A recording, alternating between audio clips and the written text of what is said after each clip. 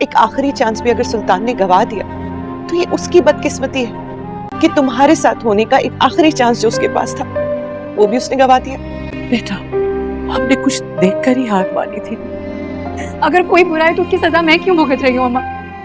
باتیں اچھی بنا لیتی ہو، تم کہتی ہو تو مان لیتے ہیں۔ ماننا تو پڑے گا، میری محبت اتنی بھی بے اثر نہیں۔ دیکھ لیں کیسے بندے چلے آئے ہیں آپ۔ اس کا کریڈٹ تمہاری محبت کو نہیں چاہتا، سلطان کا دل ہی کچھ ایسا ہے، کسی بھی لڑکی کا دل نہیں توڑتا۔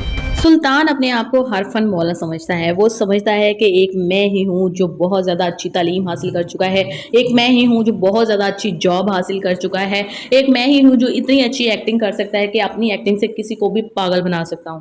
لیکن اس کا دماغ یہ سمجھنے سے بالکل قاصر ہے کہ کوئی دوسرا بھی اس کے ساتھ ایکٹنگ کر سکتا ہے، کوئی دوسرا بھی اس کی چالوں کو سمجھ سکتا ہے۔ جیسے کہ اسرا اس کی چالوں کو اب بہت اچھے طریقے سے سمجھ چکی ہے اور انڈرسٹینڈ کر چکی ہے۔ اندر سے جو اس کے دل میں سلطان کے لیے محبت ہے، وہ ایک یا دو دفعہ ٹھاٹھے ضرور مارتی ہے، وہ اس کے پاس واپس جانا ضرور چاہتی ہے، اور وہ یہ سوچ رہی ہے کہ میں تو ہمیشہ سے یہی چاہتی تھی کہ اس کا رویہ اتنا اچھا ہو جائے، لیکن جب اسے دوبارہ سے وہ حال میں واپس آتی ہے تو اس کو سمجھ آتا ہے کہ یہ تو سارا کچھ ایک سراب ہے، اس میں حقیقت کچھ بھی نہیں ہے۔ اسرا کی شادی تو ہوگی اسرار کے ساتھ، جس کو کہ عورت کی عزت کرنا بہت اچھے طریقے سے آتی ہے۔ اسرا نے ایک بہت ہی اچھا رشتہ گوایا تھا، لیکن اس کی خوش قسمتی یہ کہ وہ اس کو دوبارہ سے واپس مل رہا ہے۔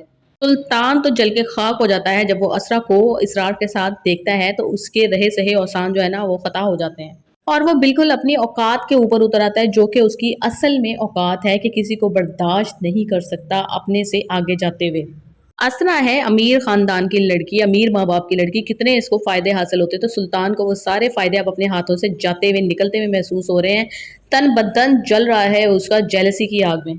لیکن نوفل نے اس کے اوپر ایک لڑکی کا جو جال ڈالا ہے، کیونکہ وہ لوگ اس کی اس جو ہے نا عادت سے بہت اچھے طریقے سے واقف ہیں کہ یہ کسی لڑکی کو انکار نہیں کر سکتا، اور عورت اس کی کمزوری ہے۔ یہ صرف عورت کی عزت نہیں کرتا، لیکن اس کی یہ وش ہے کہ عورتیں اس کے پیچھے پیچھے آئیں، اس کی محبت میں دیوانہ ہو جائیں اور اس کی زندگی میں شامل ہونے کی خواہش کریں، کیونکہ وہ سمجھتا ہے کہ میں تو ہر فن مولا ہوں، میں تو بڑا کامیاب ہوں، میں تو بڑا ذہین ہوں، تو عورتیں میرے پیچھے کیوں نہیں مریں گی، کیوں نہیں آئیں گی، کیوں وہ میری خواہش نہیں کرنا چاہیں گی۔